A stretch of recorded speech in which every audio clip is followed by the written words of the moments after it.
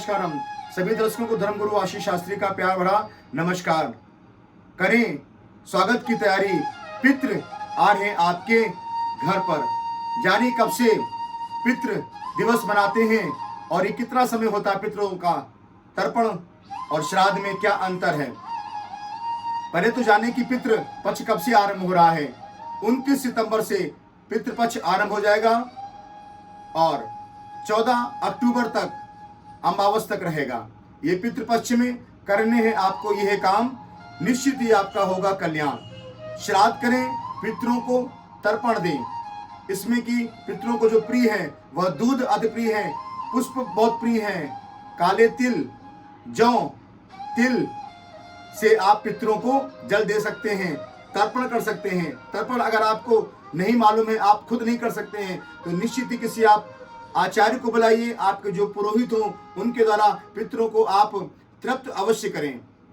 15 दिन पितृ इंतजार करते हैं कि उनके पुत्रों द्वारा, उनके भाई के द्वारा, उनकी पुत्रों के द्वारा भी जल प्राप्त होगा। जिनके पुत्र नहीं होते हैं वह जल दे सकते हैं कि नहीं दे सकते हैं, कई बार प्रश्न आता है। लेकिन हाँ, अवश्य जिनके पुत्र नहीं हैं उनकी कन्या भी जल दे सकती हैं, तर्पण कर सकती हैं, श्राद्ध भी कर सकती हैं।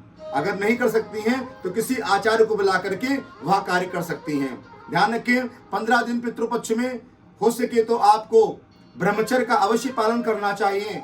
पितृपक्ष में आपको मांस मदिरा का सेवन भी बिल्कुल नहीं करना चाहिए, इससे पितृ देवता रुष्ट हो जाते हैं। और आपको अगर वास्तविक जीवन में आनंद प्राप्त होना है, जो लोग कहते हैं कि हमारे घर में पितृ दोष हो गया है, तो पितृ दोष अगर हो गया है तो पितरों के लिए अगर आप ये उपाय करते हैं तो आपका कल्याण होगा, आपके पितृ देवता प्रसन्न हो जाएंगे।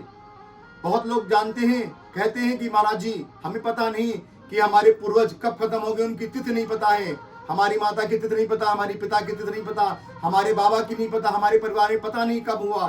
तो ध्यान रखें, जिनकी तिथि नहीं होती है उनके लिए, महिलाओं के लिए वह नवमी में कर सकते हैं श्राद्ध और तर्पण, और पुरुषों के लिए अमावस विशेष करके।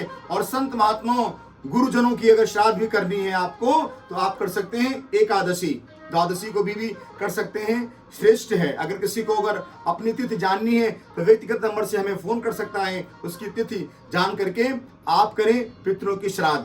श्राद्ध इस यमलोक में 15 दिन के लिए पितृ देवता आपके जल का इंतजार करते हैं कि 15 दिन जब हमें मिलेंगे तो हमारे द्वारा जल प्राप्त होगा।